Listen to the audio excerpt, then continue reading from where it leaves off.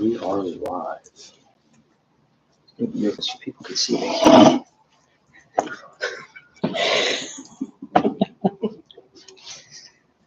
We're having one now. Good morning, everyone. Good morning. We want to start off by asking, at the last meeting, I believe we gave you all a package of, I think it was 4 articles, 15, 16, 20, and 21. We'd like to know if there's any new proposals on those articles or anything to add from the last meeting. 15, 16, 20, and 21. There were the couple that Eric demanded as a package before we'd see wages, so we gave them right at the end of the caucus. You gave There was us some- a counter Yes, on ma'am, there was those. some minor. Sorry, I need to language. No, refresh my okay. memory. There was, Well, actually, it was 11,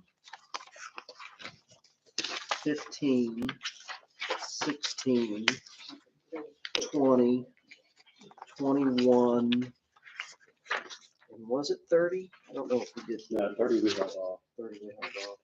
and 5. So, and 5. And 5 was just. 5 was your original proposal. Article 11, that was your original proposal on sick leave and overtime. No, Article 11 was, we agreed to your language of the court time, but struck the and sick time.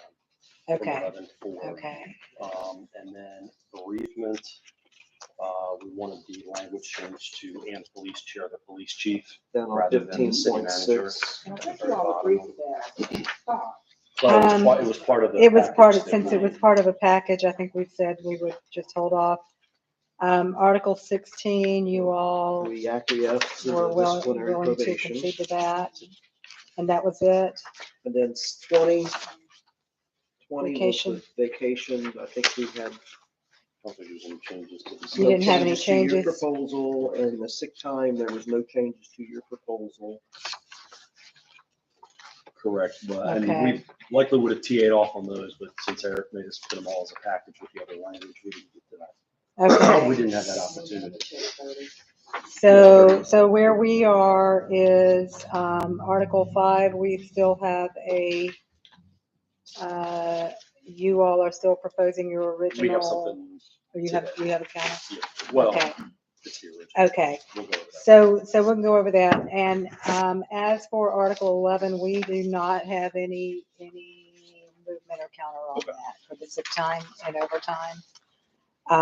Bereavement leave, we're willing to change city manager to police chief in 15.6. Okay. Resignation, we're in agreement on that. Vacation leave, we're in agreement. Sick leave, I have one change, and this came to our attention in LIUNA negotiations on Friday. The sick leave table, it's on It's just the language. just where it says maximum excess hours paid at 25%. We want to take out at 25% because the hours are calculated at 25% and then paid at 100%. Correct. We had discussed that So, in 2020 when we agreed to that table. and the language. Okay. We had an understanding, but we're okay. with Right, we'll just go ahead and Clarify. strike at 25%, just to be clear. And that's more of a housekeeping issue. That's more of than a anything else. housekeeping. And that is it on those articles for us. So that being said, the ones that we didn't have issues with, did you want to TA off on those or go still a package or? Okay. Well, we'll just hold them. Okay, and did you have a, We'll go, I think we've got a couple things. Okay. but We'll go over all that. So just to be clear, with regard to these articles, the only thing that's hanging up TAing them all off is 11.4. which is sick leave and overtime? Yes. And, the city's position on that has not changed. We still maintain that, sick leave is to be used for your employee when they are sick.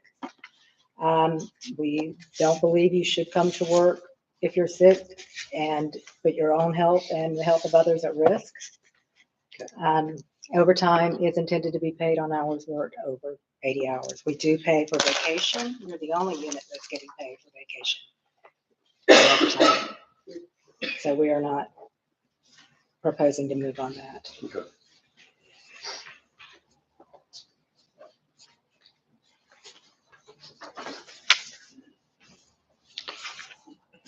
All right. So today, at the first meeting, we kind of had that hard stop, and you guys that have sat across the table from me know that I like to adequately explain why we're asking for what we're asking for, to kind of highlight that we always think it's a fair proposal. It's what the membership tells us that they want, and we think that it serves the city's best interest to be able to recruit and retain. Because of the first meeting, we really had that hard stop. We did make a lot of progress teeing all the articles. However, I feel that at that first meeting, we didn't get the opportunity to really develop the why behind our proposal. So now that we've kind of boiled down to the last remaining articles, we'd really like to take time today to kind of explain the why and how our proposal, we feel that it is fiscally conservative, however, does provide the city the best opportunity to recruit and retain them, and especially in the highly competitive market of public safety. Keith? Where do I start? We've highlighted some of our concerns with regard to our surrounding agencies. And I'm sorry, but I've got to get over the sick time issue. And I hear what you're saying, Karen, I really do. Okay, but I pointed it out at the last meeting. You're saying one thing here, but then saying another thing there, okay, with regard to the sick time usage.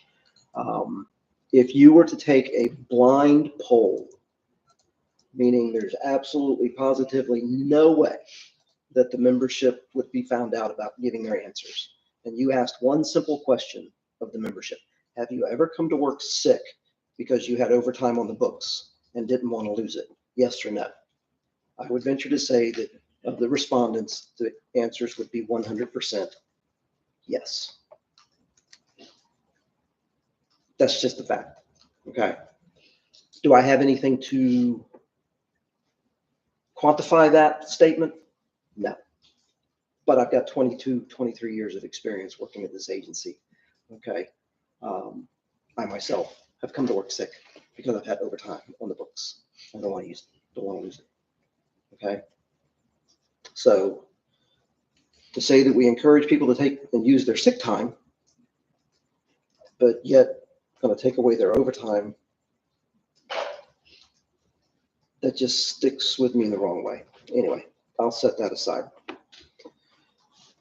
I don't know what the city has done, if you have done anything to look at remaining competitive with our surrounding agencies. I would hope that you have, right? I would hope that you've looked and seen what those numbers are, and to even branch out a little bit beyond our surrounding agencies, Neptune, Atlantic Beach, St. Johns County. I don't count JSO as being competitive as the way they used to be, right? Since the change of their pension program and things of that nature, I think that was a detriment to their agency. I think they're going to become the new training ground. Unfortunately, we probably won't be able to take advantage of some of those officers because they're going to go elsewhere where wages are better than ours. More opportunities are available to them, right? And my number one concern is St. Johns County. I've got 2-3 year officers. I've got officers with less than a year on. They could go to St. Johns County and be making more money and have better opportunities than we can give them just because of the size of their agency and the growth that they're expecting over the next 3 to 5 years. Are we, as a city, trying to maintain our competitiveness, and are we marketing ourselves the right way, right? I know that we've got a recruiter that is working their butt off. The market's not what it used to be 10 years ago. It's not what it used to be 5 years ago. So it's pretty cutthroat trying to get qualified applicants to get in the door. And if we can't get ourselves to a position with our salaries, with our benefits, that we can be competitive with these larger agencies, what are we doing? Right? What are we doing? We still have these special events. I come to these city council meetings and I listen. We go back 5 years, maybe 6 years, where we were cutting down on the number of festivals that we were going to have every year, and all of a sudden they start creeping back in. We're starting to see possibly more festivals, right? If you don't remember your history, you're doomed to repeat the past, right? So here we are. Are we working the amount of overtime that we work when we were having mandated overtime on the weekends 5 years ago, 7 years ago? No. Could it come back? Possibly. All right, possibly. I've got two full-time openings right now. I've got 3 officers in training. Actually, one just finished yesterday. He's getting ready to hit the street tomorrow night. I've got 2 in training with 2 open, and I've got 4 that are on the sidelines long-term. Okay, and I've projected 8 next year, 8 to leave next year. I don't know if you've seen or heard those numbers. 8 to leave for, Either retirements or just leaving. Okay.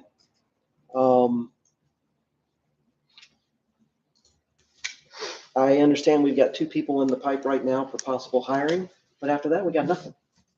Nothing. That's how difficult it is to get qualified candidates to get in the door. And my concern is, in my conversations with the chief, I'm confident that this won't happen with this current chief, but the next chief, I don't know. Are we going to lower our hiring standards just so we can get people in the door? I hope not. I'm only going to be here a few more years, maybe 3 or 4 at the most. I would hate to see us lower our hiring standards just so we can get people in the door. So what are we going to do to maintain our competitive edge? What do we have to offer? We don't have all the bells and whistles that the larger agencies do, so we've got to make up the ground somewhere. And we try to do it with these negotiations. For patrol officers, sergeants, and corporals to be making less money than surrounding agencies, and in my opinion, and based on listening to officers who have helped these other agencies through their time of need, all right, they don't do 1/10 of what we do. And it's kind of discouraged upon being proactive, right? Unless it runs right out off the hood of your car, we don't need you to do anything, right? Where we are completely the opposite. It's our proactivity that keeps us on our edge and keeps us out there in front of the people, right? You know the stats. 95% of the people that we arrest don't live in Jacksonville Beach. I would venture to say you could throw in Neptune and Atlantic Beach and northern St. Johns County. 95% of the people we arrest don't live within those geographical areas. They all live from Jacksonville, come in from Jacksonville. The guns we're getting, the drugs. You know our mantra: guns, gangs, and drugs. That's been our mantra for the last several years, and it's been paying dividends. There's been news articles, right? Per capita, we're collecting more guns off the street than any other agency in Northeast Florida, per capita, right? And it's the thugs that are coming in from out of town. We're getting that activity because we're staying proactive and we're getting out there and doing our job. We're not sitting on the sidelines and just waiting for the phone to ring and say, I need a police officer, right? So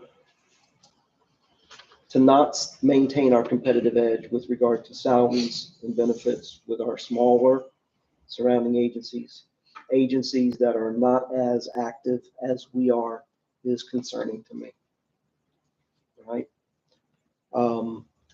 We're going to propose a different pay plan here, or a different pay proposal here shortly. And that pay proposal, in my opinion, is a start to keep us up there with these other agencies. And then the next 2 to 3 years, the next 2 years or so, progressing through that pay plan, I think hopefully keeps us a little bit closer to them and not getting too far behind. But I think at the end of the day, and David will allude to this a little bit later, it will still be behind at the end of 3 years. We'll still be behind at the end of 3 years. And I think that that's a travesty based on the work product that we do compared, apples to apples. That's my 2 cents. I'm sure I'll have more to add later, but I don't want to interrupt, but if you're at a stopping point, I do want to respond a little bit to that. We have looked obviously at surrounding agencies. A part of our pay study included all of the sworn positions, statewide and local area competitors. We also did our own research. We always look a little more closely at our neighbors, because obviously that's the competition, that's the market that we're dealing with. So I do have JSOs. Mhm. I have the new one for Neptune Beach. I see JJ's initials on that, and Atlantic Beach, the one that they just settled. So first of all, your comments about starting salaries, Neptune Beach, their newly negotiated starting rate is still lower than what we just proposed, a 5% increase. Atlantic Beach, their annual salary is a little higher because they're calculating it based on 2184 hours. We calculate 2080 hours.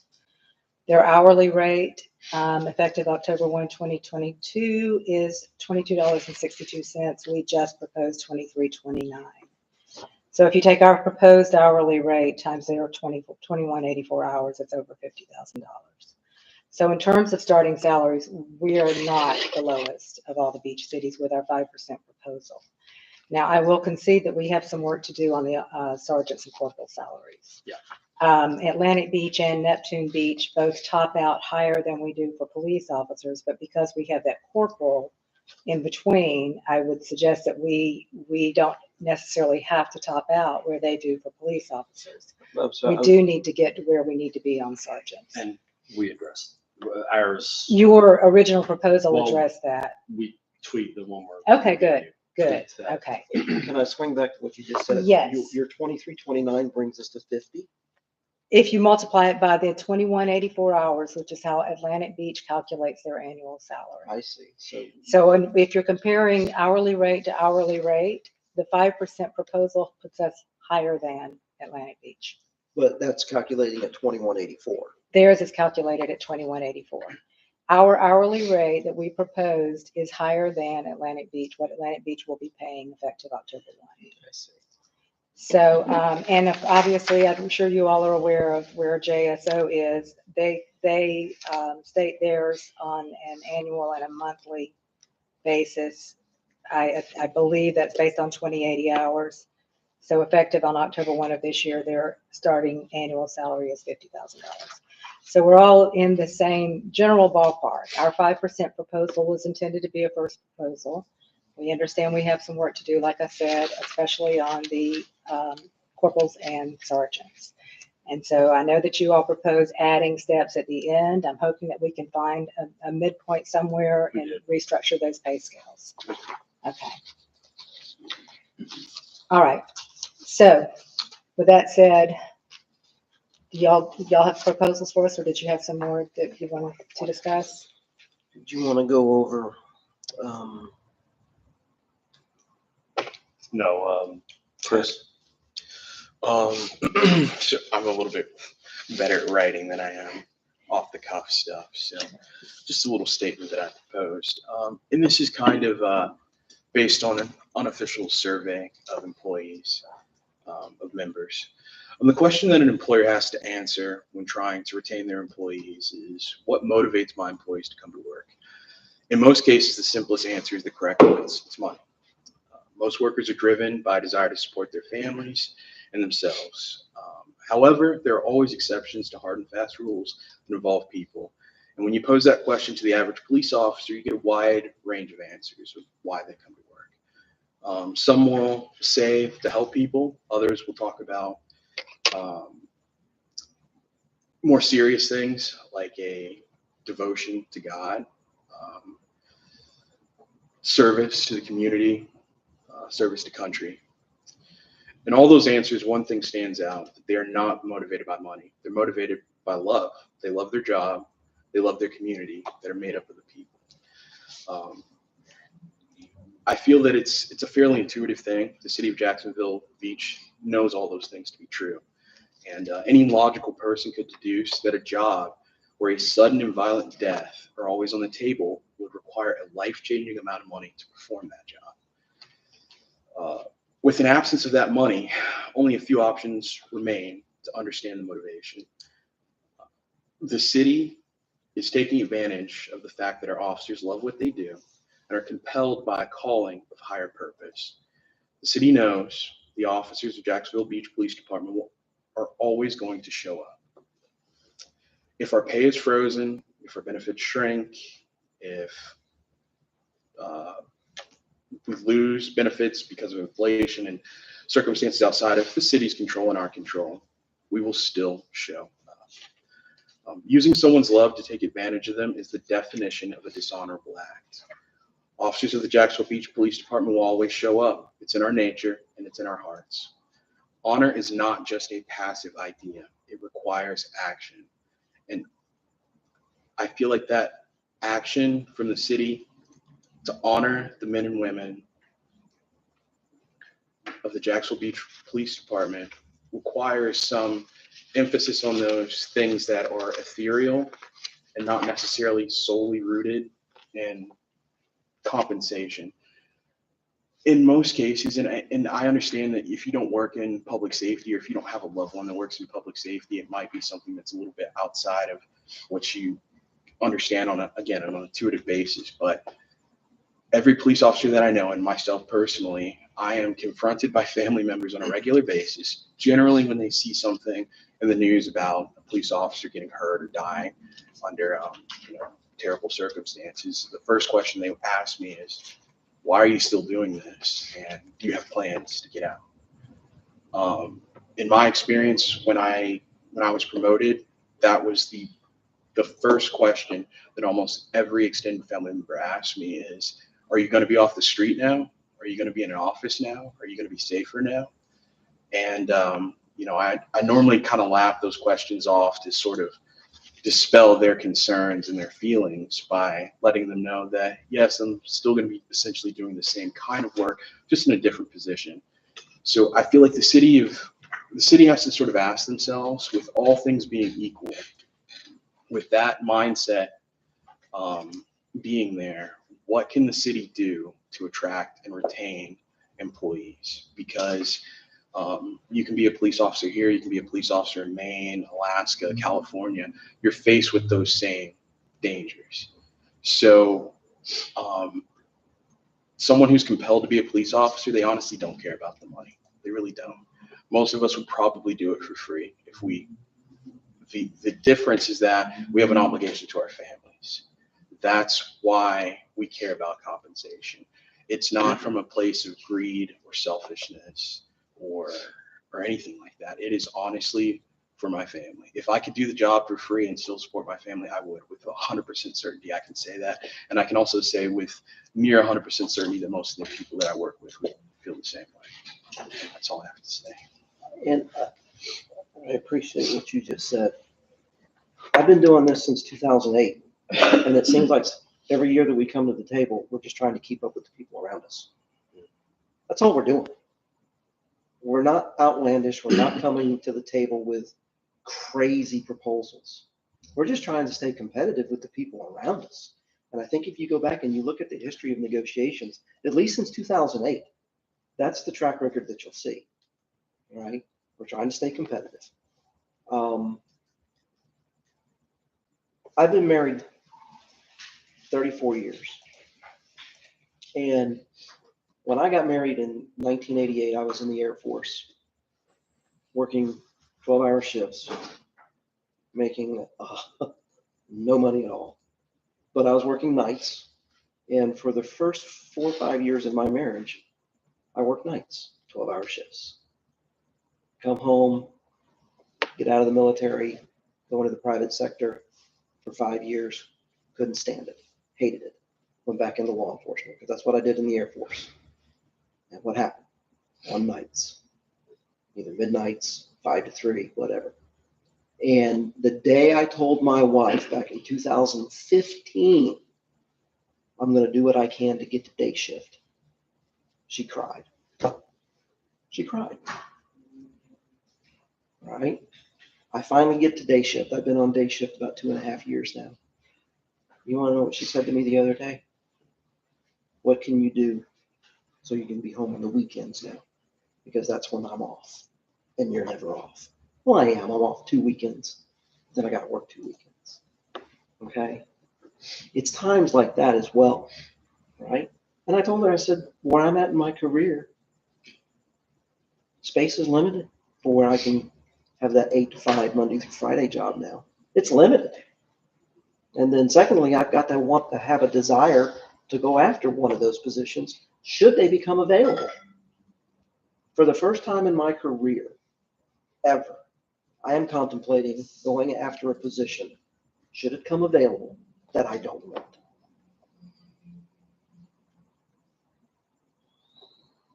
That's sacrifice for my family.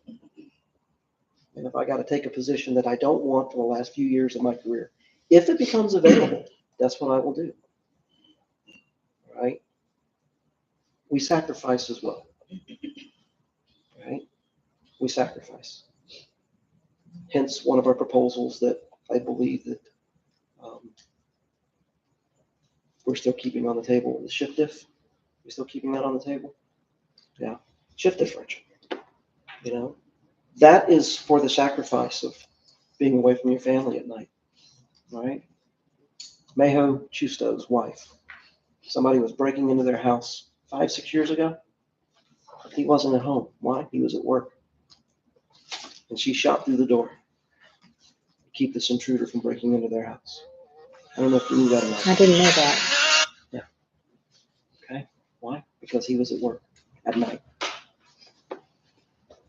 Right? So I'm going to be quiet for a while longer. Thank you. I want to touch on 3 areas as well to kind of bring the human side to the table in negotiations. I understand that your position is very difficult in making decisions, and I generally think that you value us as employees, but we expect to be heard, and I'm welcome for this opportunity. Some things that I want to bring to the table for you guys to consider in your negotiations.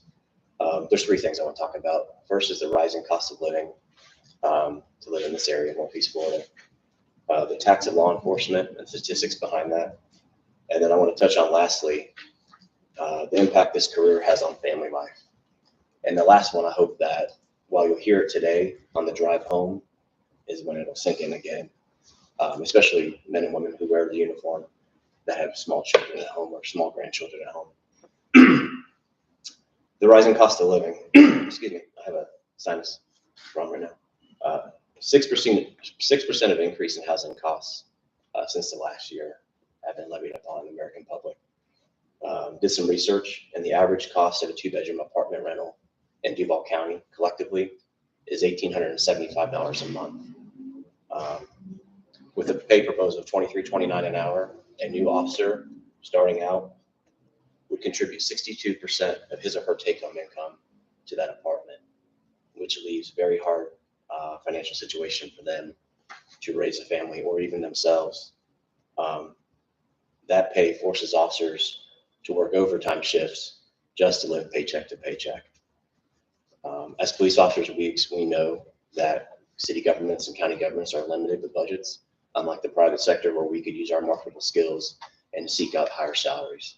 But there's 2 things that officers expect in return, is a pension to retire on with our families for the sacrifice that we had during our career, and then wages that let us move forward from working class into lower middle class.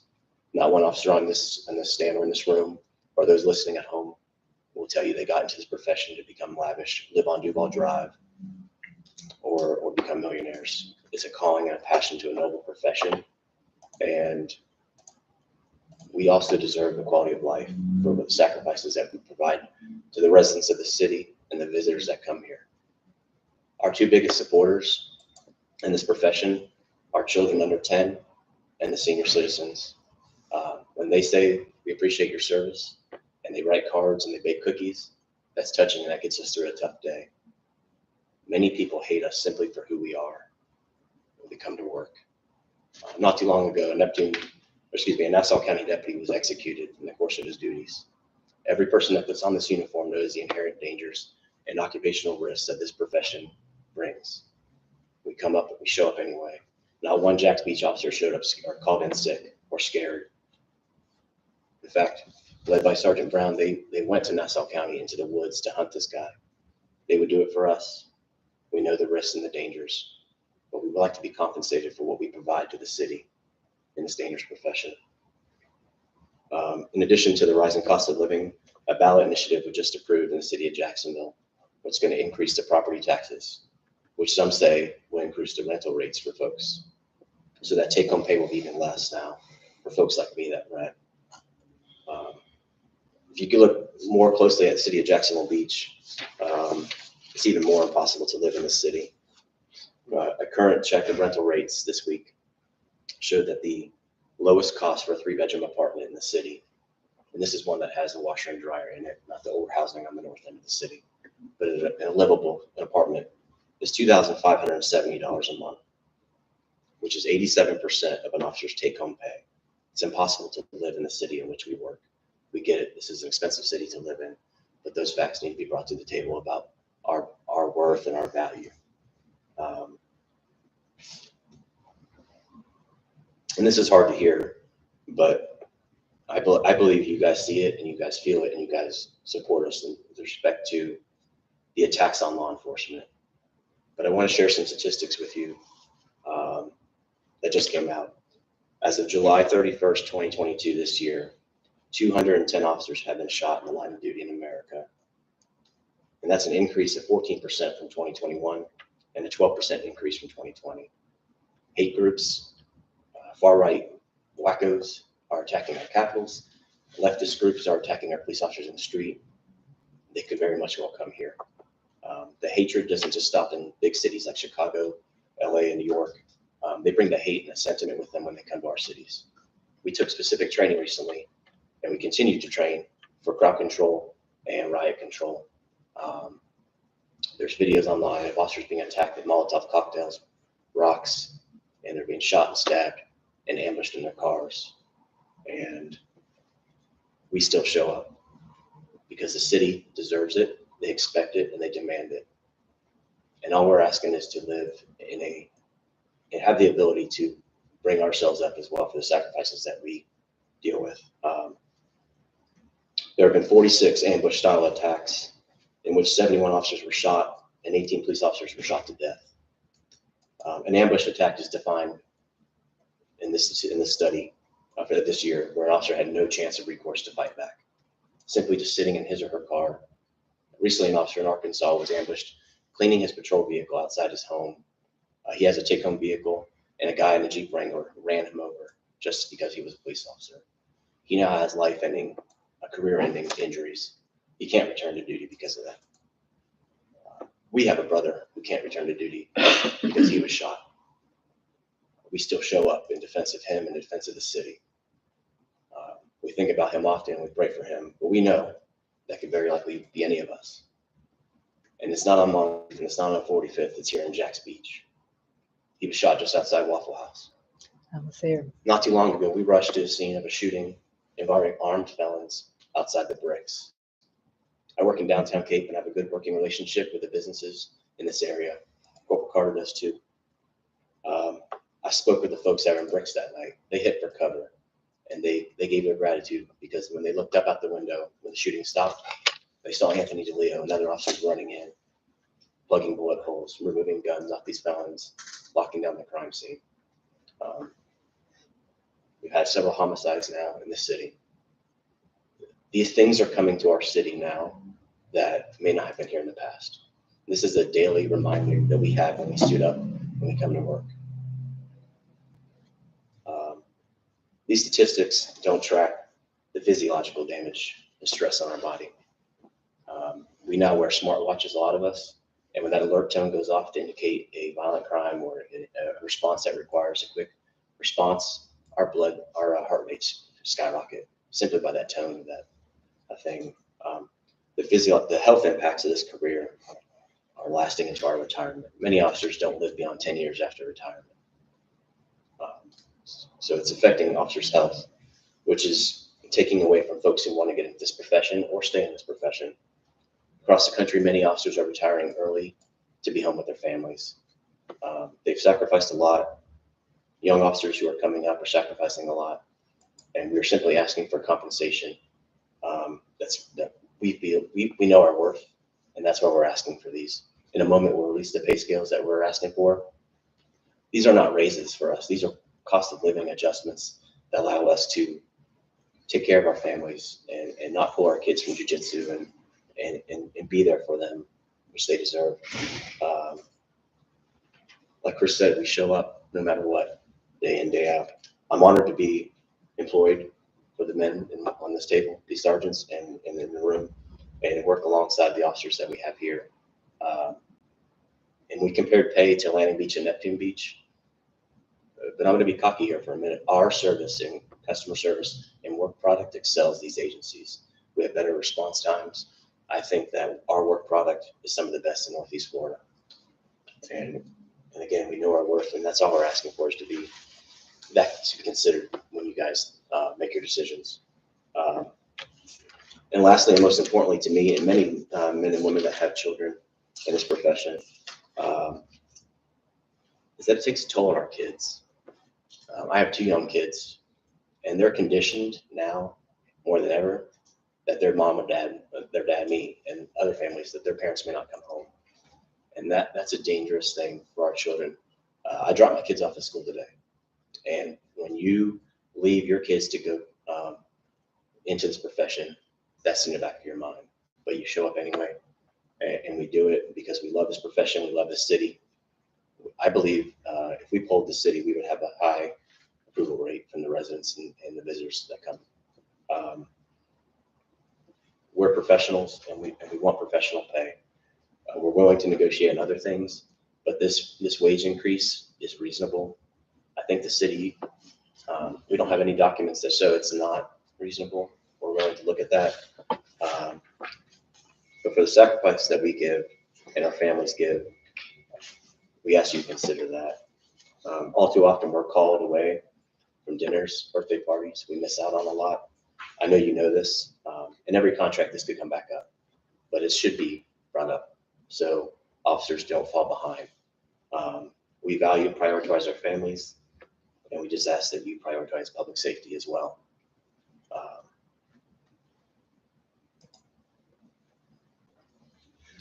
I appreciate your time. Thank you.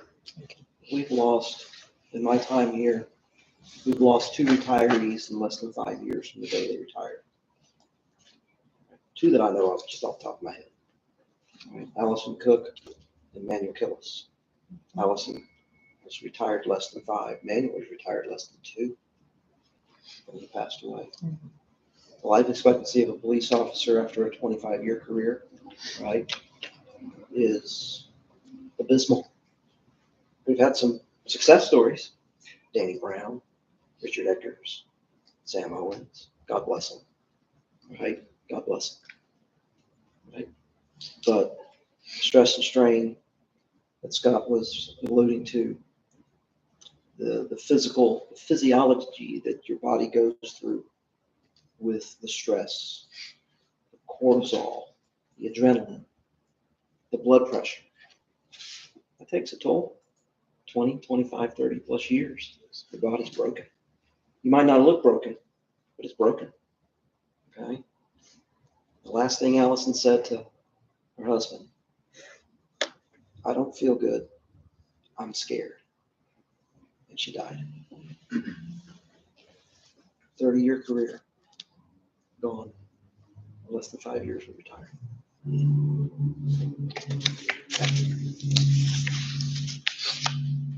Couple things to highlight. Since everybody knows I like numbers, some finality in numbers. Statistical differences between our cities and Atlantic and Neptune. This is in no way, shape, or form meant to besmirch any of the officers or discredit any of the work that they do for their communities.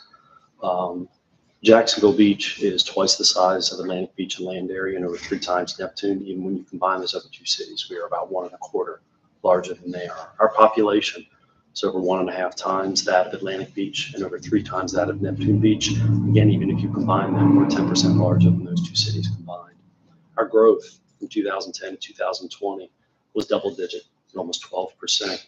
Our closest was Atlantic Beach at under 7, and Neptune, which only grew at about 2.5. Let's look at injury crashes on our roadways.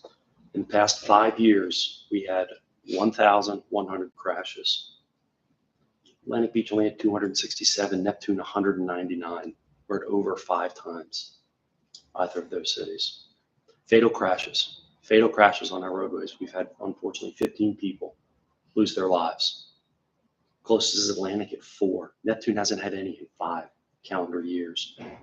Index crimes per 100,000 residents. I know we don't have 100,000, but that's how the government tracks them.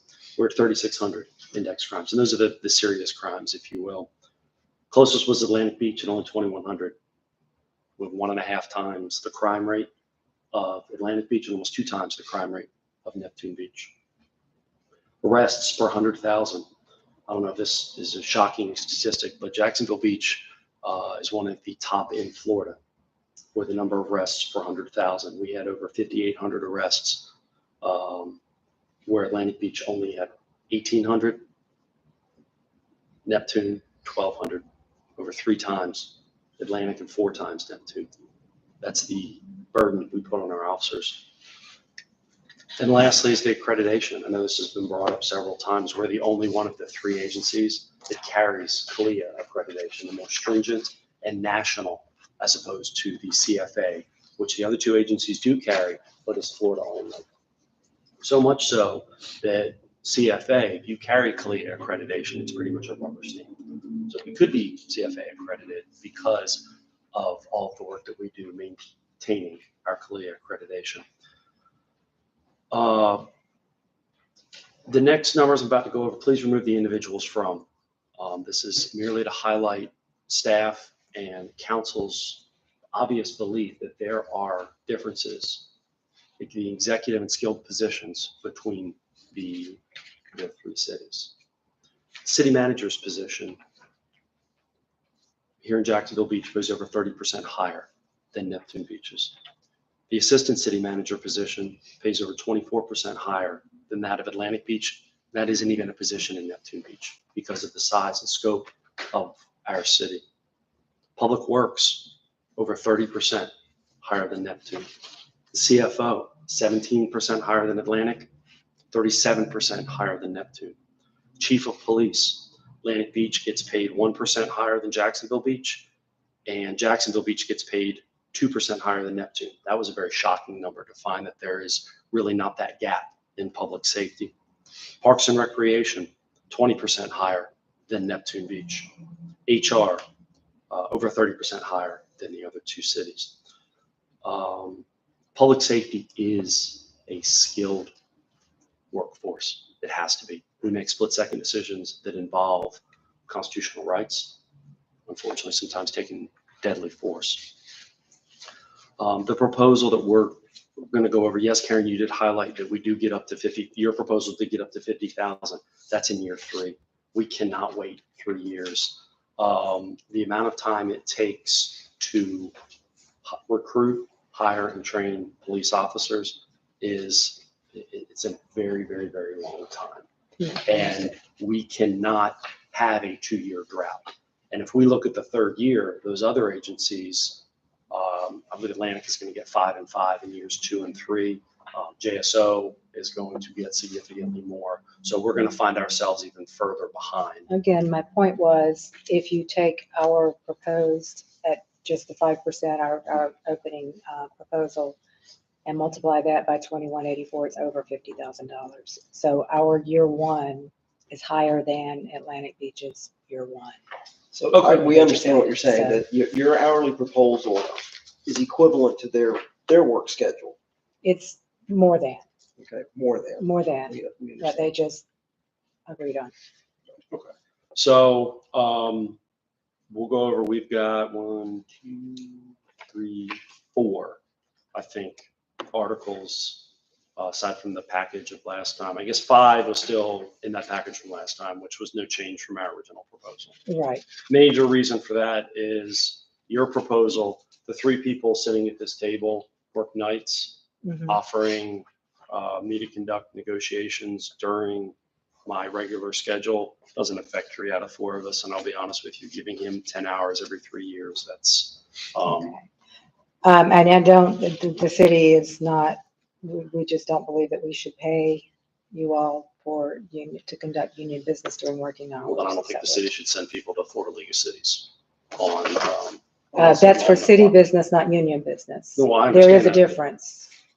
Yeah, but the Florida League of Cities has repeatedly, year over year, taken a very anti-union, anti-labor stance on all their legislative updates and all of that. But that's beside the point, clearly. Okay. All right. So we'll go for retirement first. Okay. The only change, at least we're not reaching 18 feet today. There's 4 copies. The only change that we have from my original proposal is we proposed to meet you in the middle. You guys came back with 95,000 for 29.3. We had originally done 105. This counter proposal is at 100, but everything else was with our original proposal. Okay. Appendix D, which originally we had proposed. We had some language in there regarding the moving around of steps. That's been removed since that's a moot point, which we'll go over here in a second. We are countering removing the language for increasing the incentive pay. We have dropped our shift differential from 4% to 3%, and we have increased the number of days for the SIC, or the supervisor in charge pay, for the corporal working out of grade, so that it's a more substantive absence by the sergeant until this would trigger at 30 days. Okay. But the language remains the same. And then we also took off the table our proposal to restart longevity pay and just keep it as is. So you can see the language there incorporates the 2 changes, then everything else is off the table. Okay. All right. I should make y'all give me a package proposal before I give you wage, but I won't. You already have ours. All right. So, Karen, you'd made a comment at our first meeting that why didn't we look at moving pay grades themselves? And like a lot of stuff that I do, I tend to overly complicate things. And it seems like I may have done that with my first pay proposal. So what we propose today is terms of steps is exactly the same as it is now, in terms of 16 steps for an officer and then 7 for corporals and sergeants. So we removed that, adding steps and all that other good stuff. And this pay proposal that we're giving, that we're making today, really seeks to accomplish our goals that we've had since day one. And that is to get that day one starting salary up to 50,000. That is the number that every other agency is pushing. And we believe that that is what we need to be able to stay competitive in the marketplace. So as you can see, our year one, we got there barely, but it requires an 8.5% across the board pay raise. But it again, it's actually less than the elimination of the bump and everything else, because that elimination of the bump was a 3.5%, and then we were proposing 5%. And So that when you say bumps- elimination of the bump, you're No, leaving, I'm you're sorry. leaving that increase in step 7 or It 8? goes back to where Goes back to it where was. it So was. it's, yes, ma'am. Okay. So when I said the elimination,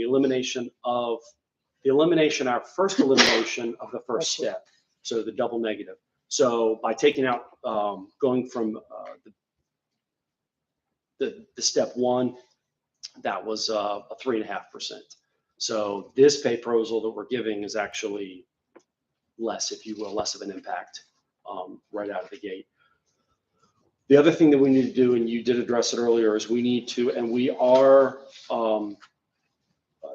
we could argue the point of officer versus officer, trying to get that pay up. And there may be some people in the marketplace that would look at just straight officer pay. However, we are sympathetic to the fact that we do have that transitional pay grade of corporal. So Mhm. taking that into account, that needs to be slid a little bit. So our proposal includes a 4% non-compounded adjustment for the corporals, Meaning in year one, meaning across the board, they move 8.5, but they also move 4%. So the so they're whole moving a train. total of 12. Yes, ma'am. And 12.5. so you got 8.5 here and 12.5 here.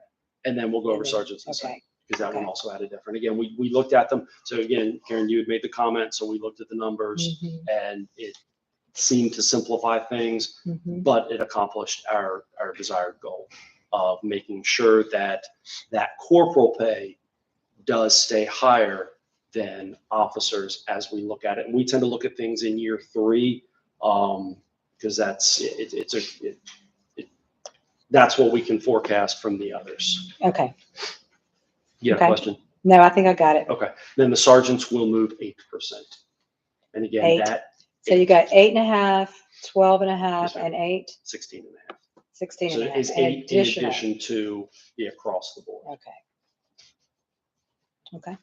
If you can make sense of my spreadsheet. No, I get it. I get it. I get it. So your first proposal had, you added some steps here, and I understand that what you've changed and how you've restructured it. This structure is more consistent with what we have now, is just increasing it. Yes. And so if we keep it at 7 steps for corporal and 7 steps for sergeant, you believe that that will be the right structure for you all? To maintain the same structure, just adjust it until we can get your pay rates where they need to be. I'm asking, do we need to look at adding a step as opposed to this, or is this what your This is our proposal. okay?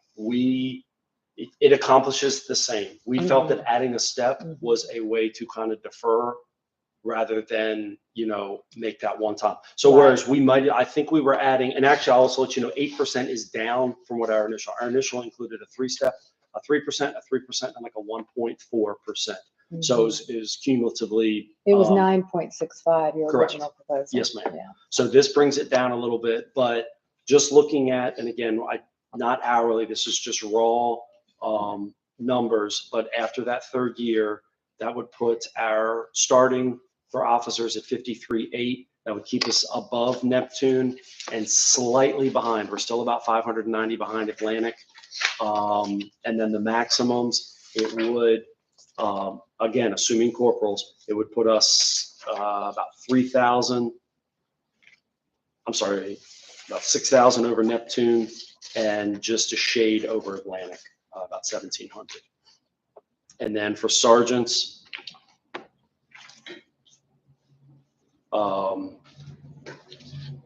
putting us at last year at that 113 and change, it would put us ahead of Neptune and unfortunately behind Atlantic. And I'm going Atlantic- to remind you again, Atlantic is based on 2184 hours, so you can't compare annual salary to annual salary. They present theirs as an hourly rate, but they multiply it by 2184 hours. Okay. So if you compare hourly rate to hourly rate, we are above Atlantic Beach with this proposal. Okay. In the year 3. Okay. But I've just highlighted how much more work we impose upon. We I have understand. festivals, we have fireworks, we have opening of the beaches parades. We had a lot placed on our officers, a lot of additional demands. And every officer that started here knows that what is asked of an officer here in Jacksonville Beach because of just the size and the scope of the city, which we've just highlighted. And if I can just interject really quick, I just want to put this out there that when officers are seeking employment, they really don't go into the intricate details about the hour for hour. You get what I'm saying? They don't know if it's 2080 or 2184 or 4,000. They don't know, and they don't care. They just look at the bottom line number of the salary. I'm just throwing that out there. I know for the purposes of what we're doing, it's important, but for the purposes of competitive salaries, it's not important, really. Yeah. I have a little bit of a different view, but I mean, I think if you compare hourly rate to hourly rate, it is No, important. I do understand what you're saying for Mhm. what we're doing, but if we're just talking about remaining competitive and attracting, applicants, an applicant's gonna go where the higher dollar amount is. And if the applicant looks at the hourly rate, They this would won't. be higher. Unfortunately, what's put out for marketing, Karen, is never an Mhm. hourly rate. It's Mhm. always Right. that annualized number. Mhm. That's if you look at any law enforcement marketing post or social media posts, it is always that annualized number. And again, they may not know it until they start getting paychecks, but they're going to make those early decisions. Who to apply for, where do I look, where do I do my ride-alongs, who do I talk to about that agency based on that annualized number.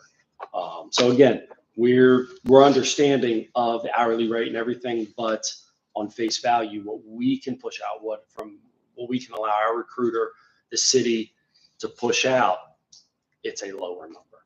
So, and ours could change if the chief ever decided to go to a 12-hour schedule. I mean, that's what Atlantic Beaches is based on. If we ever found ourselves in a staffing position where a 12-hour schedule became a necessity, then our number would be higher. Mhm. Or at least, the It hourly would- calculation would be equivalent to. It would be calculated the Atlantic same way Beach. as Atlantic Beach. Okay. You just give us a JSO. We'll take that pay. Okay, I've got it. I got it. I understand. Obviously, we probably should take a caucus, but, we're obviously going to need to take everything back and cost it out and have some discussion, but, we'll take a quick caucus and Okay. then come back and see where we are. Yes, ma'am. Okay.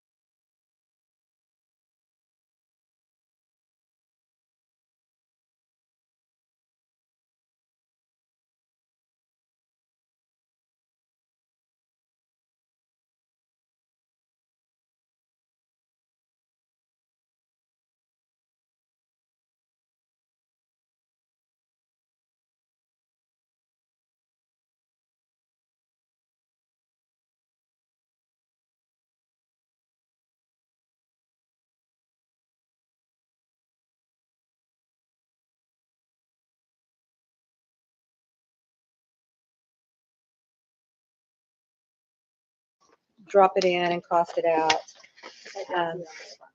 No, we don't do that on I our, thought on we our all had to. smartphone. I'm No sorry. matter what Eric says, we don't do that on our smartphone.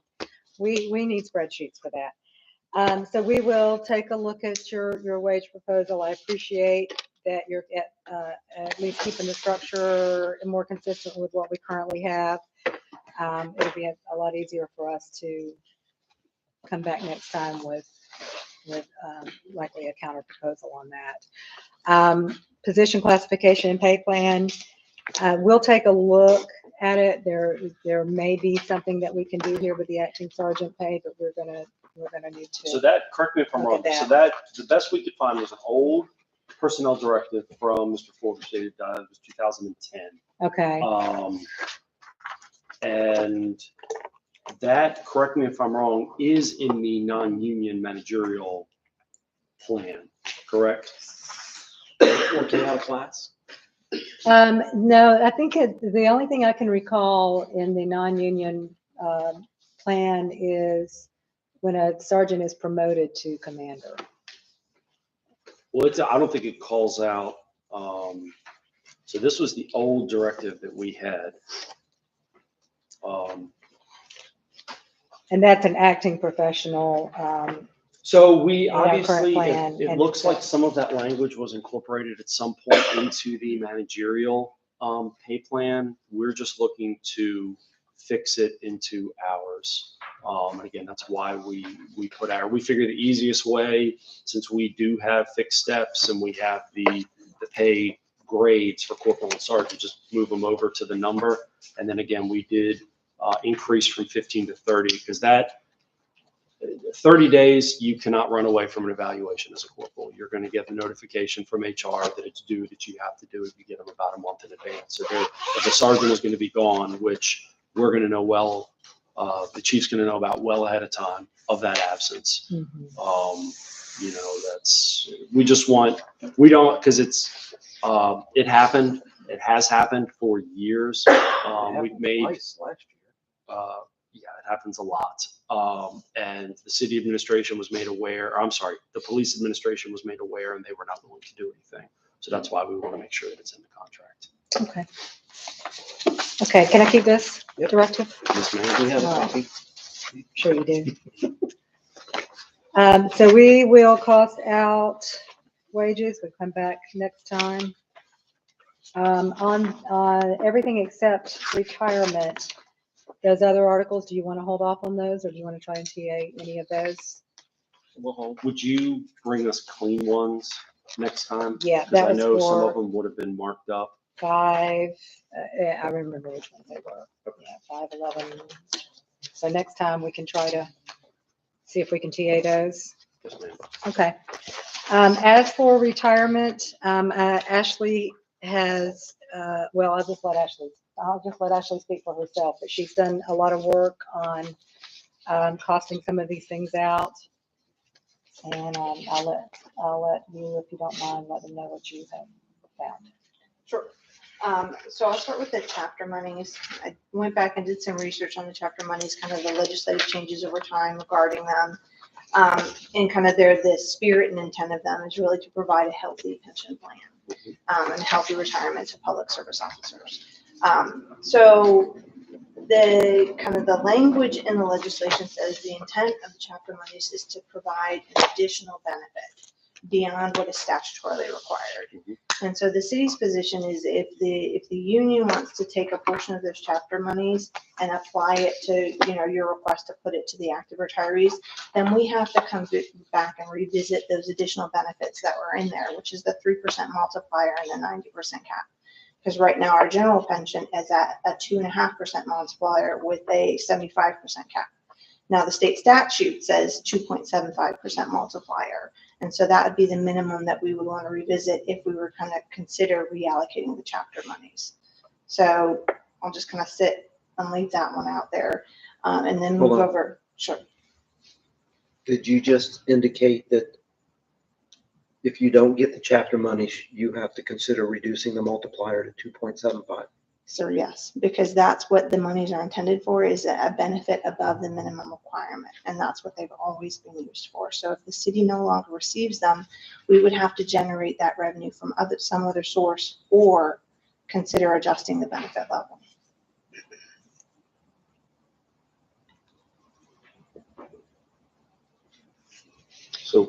So you're saying that unless we negotiate away the other half, or basically all the chapter monies, you're going to reduce the multiplier. I'm going to say it has to be a discussion because we're talking about $300,000 a year or 50%, $150,000 a year. So that has to be generated in another fashion.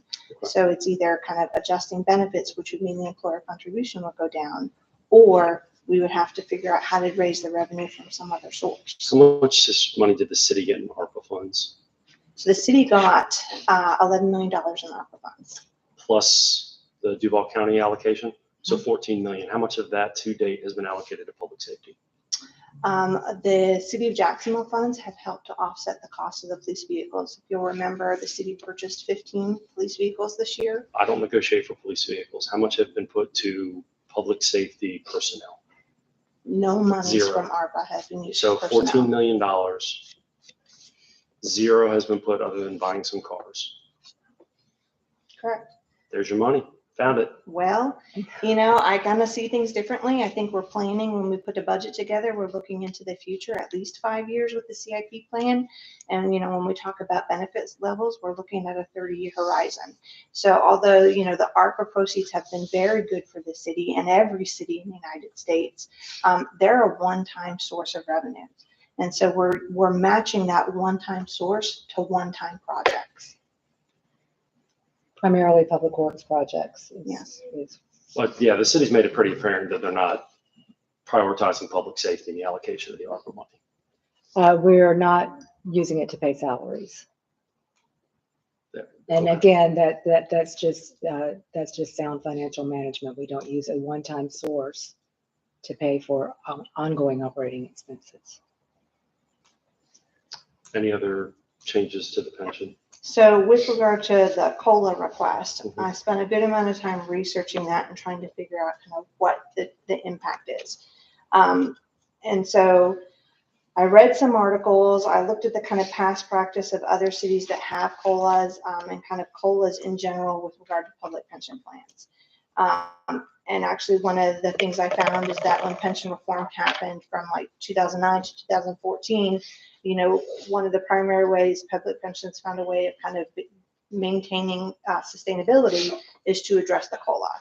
And in fact, the Florida retirement system eliminated its COLA in 2011 because they recognized that it was an unsustainable cost increase.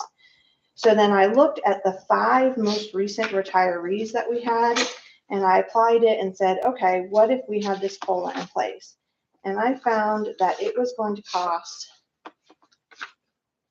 $781,000 for just 5 employees to have this 10-year COLA. And so that's more than $100,000 per employee. And these are our most recent retirees. And this is before we consider any kind of wage proposal. So this is, utilizing our current wage assumptions and projecting it into the future. So when you talk about, 16% plus 4%, like 24% on some of these folks, that makes that number even larger. And then the total impact over a 30-year horizon is $27.4 million. And that's on a 30-year horizon. And so, as a benchmark, our current general fund budget is $26.7 million. Did you even look at our previous proposal from 2 years ago or our numbers? Because we gave them our studies, didn't we?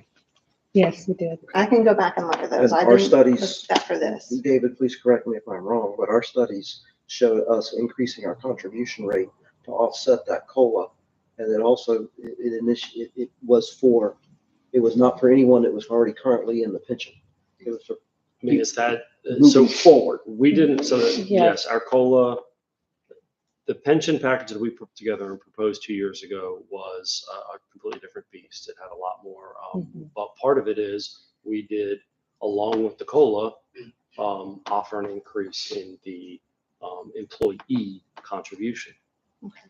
So Which your 2% increase did not offset the cost of the COLA, not even for the city contributions in the immediate years.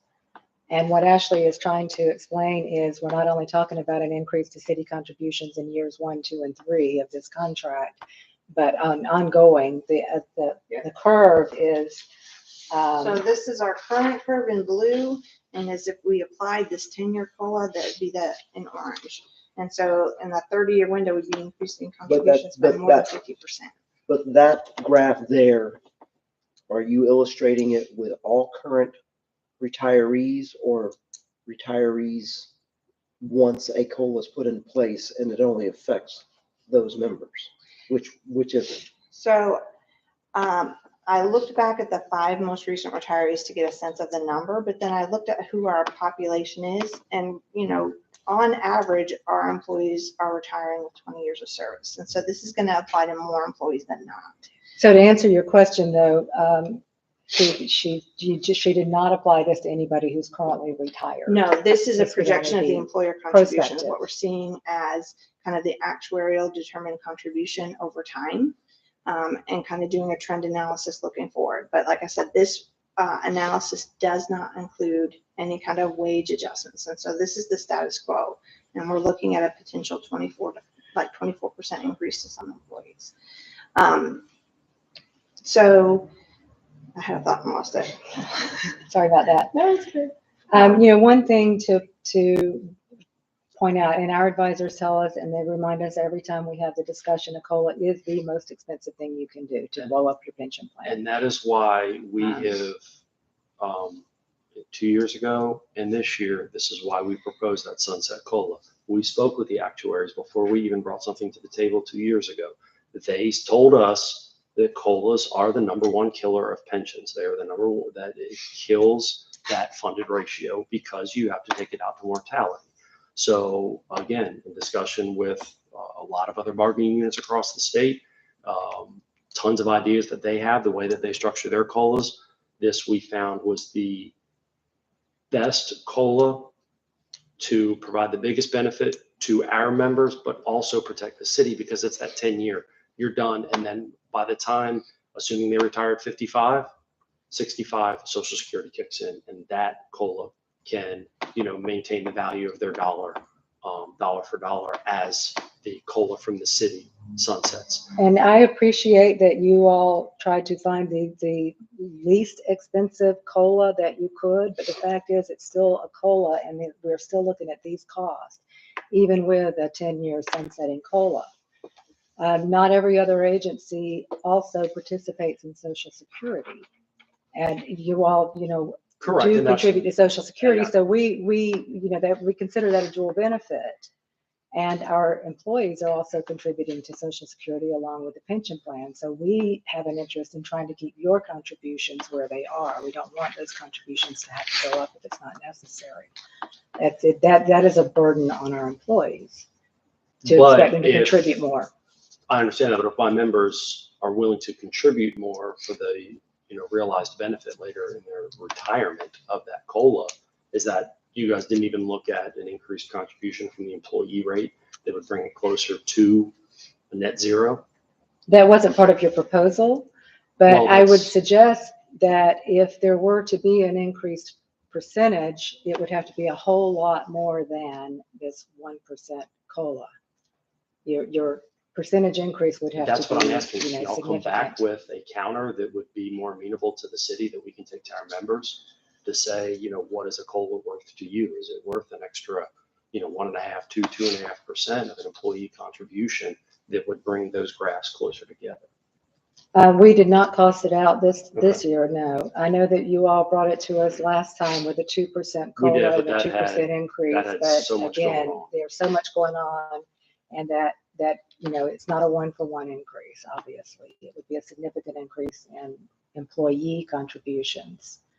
And again, when you couple that with the 6.2% that the employees are contributing for Social Security, along with the 7.95 for pension, and as we've just been talking about, cost of living, all of our other expenses are going up.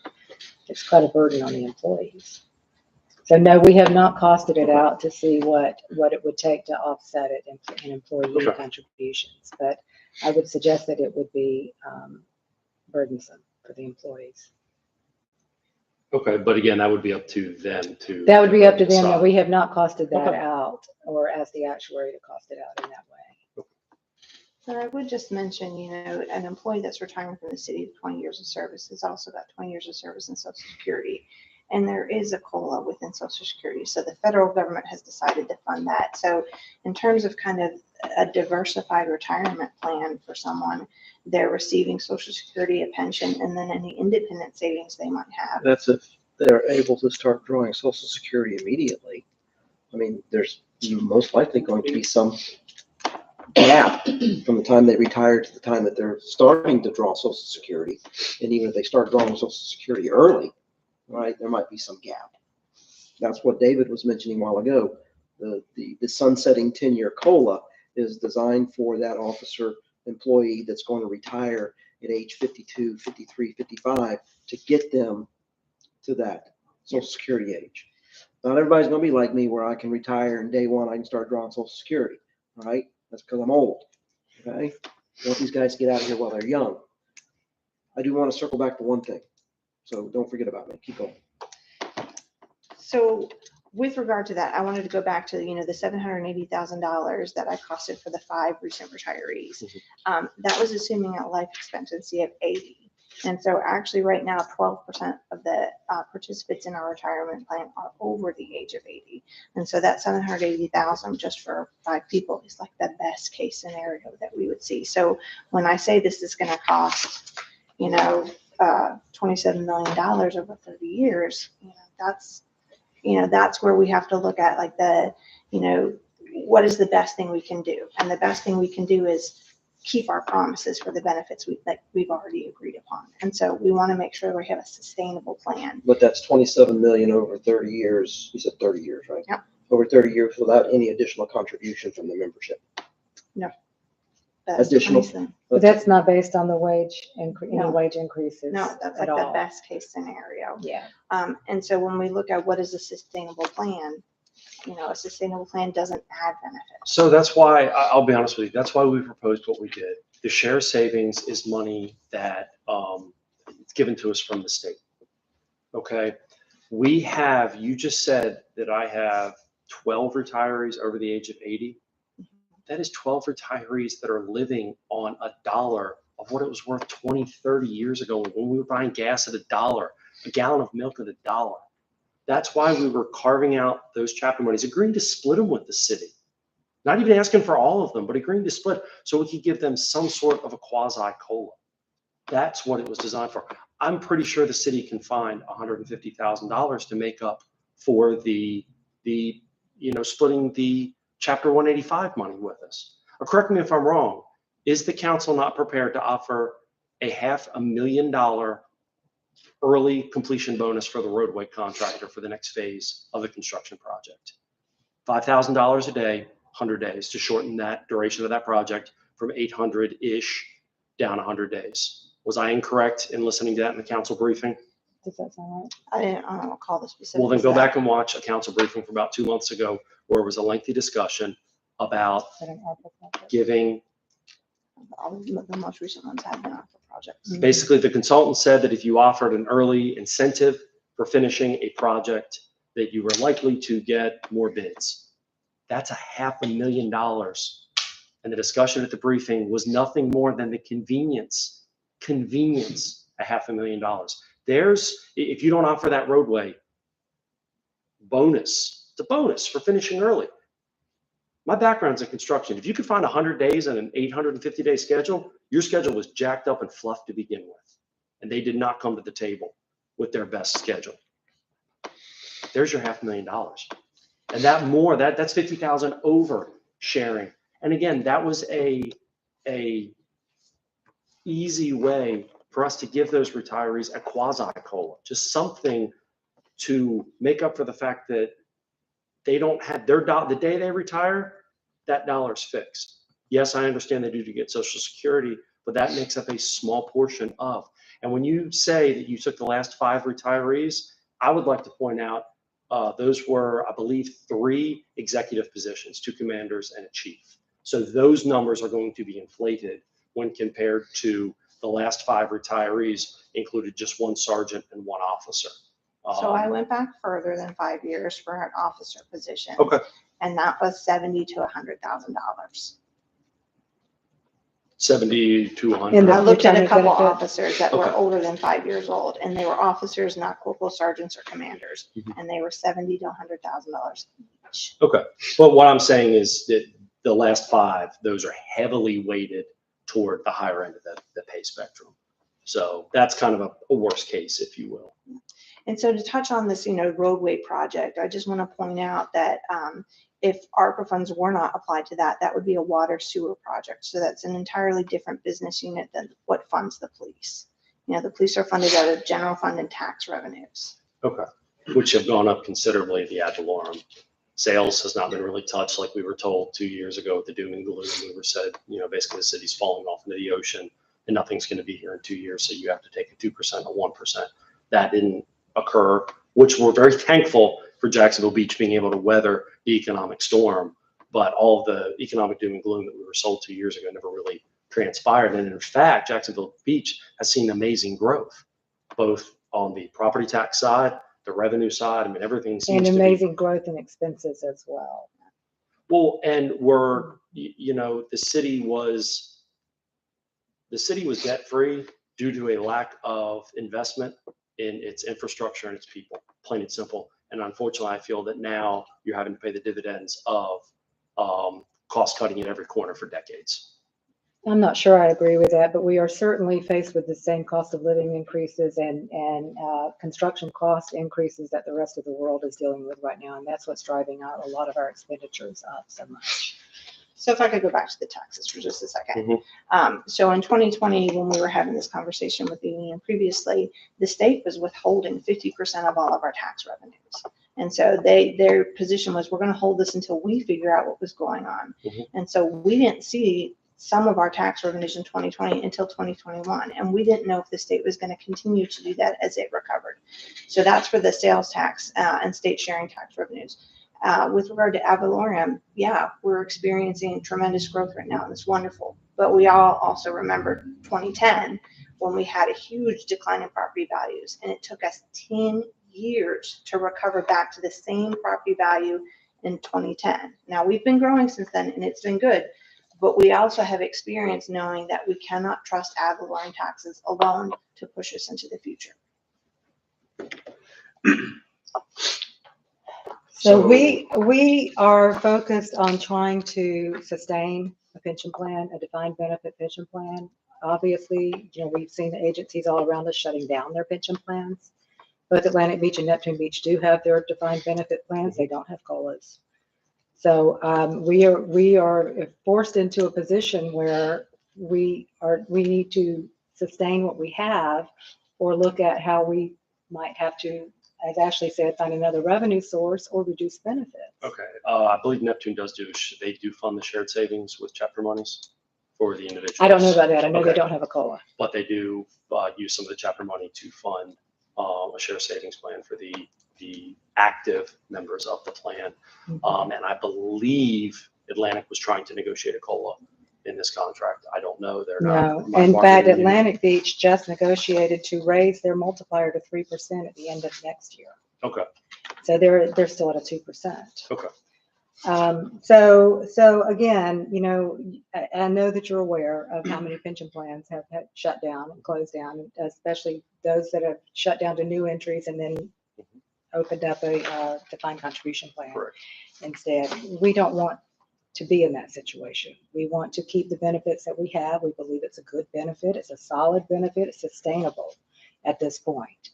But even if we keep just what we have, we're still seeing just enormous growth in city contributions to the pension plan. Again, and that's why I'll come back right back around. That's why our proposal was using the chapter monies, which is not, that's a year to year to year. There's no growth on that unless the chapter money increases. So that's kind of why we proposed what we did. So it wouldn't, in our minds, affect the overall health of the plan itself. We're not adding, we're able to provide our retirees a benefit without impacting the long-term health of the pension. Because we do believe that a pension is a very, very, very marketable asset that we have to the city. You know, there are new hires that have looked at us specifically because of the pension benefits that we offer, as well as the health of the pension. And we don't want to affect that. That's why our proposal in 2020 was we try to find those revenue streams to offset the benefits. But again, if you're talking about the tax monies, right now, those are used to offset city contributions. So if you redirect those for an enrichment to a benefit, that again is just driving city contributions up. Yeah, but what I also heard a little while ago, and I think this is finally starting to resonate with me, and forgive me, David, if I'm. So our proposal from 2 years ago, we wanted to use that stream to help offset the cost of the COLA, plus possibly look at an increase in contribution rate from the membership to help do that. But what I just heard Ashley say 15 minutes ago, and I'm starting to put it together now. State law says that the minimum that a defined benefit rate of pay would be 2.75%. Yep. And because ours is at 3%, the 185 money is being used to increase that benefit 25.25% to 3%. Yes? It's being used to offset the differential. Right. Yeah. Yes. So you're saying we're already using that money, that 185 money, to purchase a benefit. And in this case, rounded up to a 3% multiplier instead of 2.75. And the increase in the percentage cap. Yeah. Okay. Is there a cap in statute? Nope. Okay, so that's not actually a benefit that we're purchasing per se. That's a benefit to the city to sort of cap the employee benefit.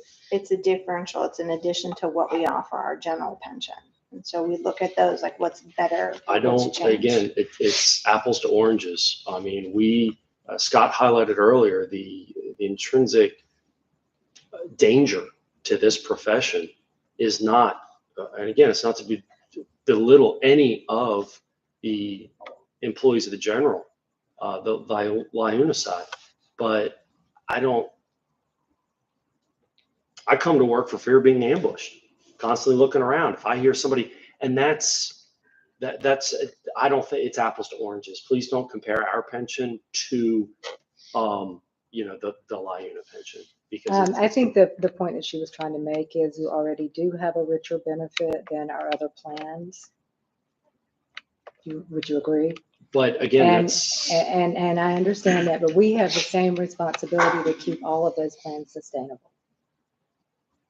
Again, I'm not going to argue with that. That's for LIUNA to negotiate, them, contributions, all that. Different day, different time. Okay. Scott had a question or a comment. Many of our members don't really understand ARPA, the American Rescue Act of 2021. And when we talked about the $14 million, I just want to bring it to light so our membership is aware as well. It's my understanding that those funds are one-time funds, and it's best geared, and I agree, for one-time projects. I think it would be irresponsible to, adjust pay scales based upon that one-time budget because that increased costs across the board. But one of the categories of this fund is to provide premium pay for essential workers. So an option that I'm asking the city to revisit is a one-time stipend for the men and women that showed up during COVID-19. We couldn't stay home. We got sick during COVID-19, going into people's homes and whatnot in the hospitals. And we even had a member die of COVID-19 in the line of duty. So I ask you on a human level to keep that in consideration. And if there could be some reallocation of funds to respect and prioritize law enforcement, the morale of this department would be, would serve the city well. I'm not asking for proposals. I don't have a number in mind, but just to calmly just revisit that, just see if there's anything that can help supplement our work. And it was brought up in a council briefing, and council had indicated their desire to consider that at one of the initial meetings after the ARPA was originally announced. And there's been no movement on that. There was some discussion about it. I'm not sure that council didn't. It was at a Just don't briefing, take so there was any no vote. However, all the counselors that were on that meeting did indicate their desire to at least look into it, explore it. They believed that, it should have been looked at using that, as Scott said, that premium pay for essential workers who we had to come to work. Again, I recall that there was discussion, Yes, ma'am. Yeah, it wasn't a Yeah. meeting, so there wasn't necessarily a vote. right? However, they all did make it known that they wanted to explore that They wanted facet. to understand. Well, they wanted to explore that being able to be used for that purpose. And again, as of the last ARPA report that I got, not a single penny other than some vehicles. So I don't know if we have any more discussion. It's going to be Okay. productive today. But we will definitely cost out your proposals and come back to you all when I schedule the next meeting. Love to.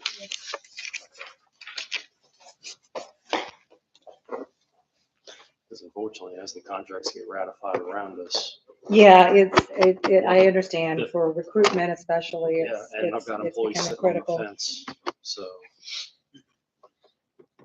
Are we gonna try to schedule or are we gonna wait? We should probably schedule if you all are able, if you have your calendars. I am going on vacation the 9th, September 9th, and I'll be out that whole following week. So Well, that week is also Labor Day week. it is Labor Day week. But I would like to, Does anybody have the 6th available? I do not. the 6th, you do not, I do not. Keith? I have got.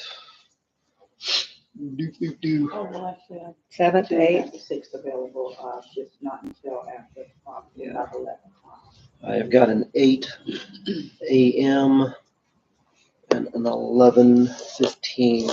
I'm tied up all day on the 6th. I'm available the 7th and the 8th because I'm working. No, 7th, 8th, and 9th, I'm at the leadership conference. And it'll have to be, well, then you're out the week of the 12th, Karen? I am. I won't be back until the 19th. No, I'm out the week of the 19th. You are? Sorry. No, it's okay. Learn how to do DUIs. I mean, I hate to push it out, but You- we also, we know we need Can we to. do if Keith, if you're out the 6th, if everybody else is, I hate to do it, but if that's, Yeah, I mean, depending on the time, I might be able to listen in. And, Yeah. Um, So are you okay if we go ahead? On yeah, the 6th? if we do the 6th, I would say if we could do, again, I have an appointment at 11 that I'm gonna be tied up for at least 4 hours. I think early afternoon, JJ, you said worked for you. Mhm. Does early afternoon work for you too? Yeah. That works We for have a leadership me. meeting at 'Cause 3, but this is priority as far as, we have a leadership meeting at 3 on that day, but this takes priority, so we can schedule whenever you all are. I would say, we've been averaging about an hour and a half to date. And I'd say 1 1 is 1 o'clock. on September 6th at 1 o'clock? Okay. No, we have a city council meeting that night, so we want to meet at South Beach. No, that. Then we have a leadership meeting at 3. I think we can get in and out here Okay. from 1 to 3. Okay. but- Well, if you guys have yeah. to leave for leadership by 3, we'll be, No, I was just We'll be concerned done. about the room, because we need to set this up for the council meeting at 6, but if we'll be. That's plenty of time. Okay. we can hold Yeah, them all. So we said 1 o'clock on September 6th. Elise, as long as there's nothing else scheduled in here, I don't have access you don't have access to that, well, to this, but I can. If need be, if we. if need be, we can move it over to the community center and we'll just have to be done by 3, and 2 hours should be enough time. Yes, ma'am. We're getting closer, Well, sir, yeah. All right. just give us a JSO pay schedule. We'll be done with some today. Sounds like you're taking a chapter out of the LIUNA negotiation.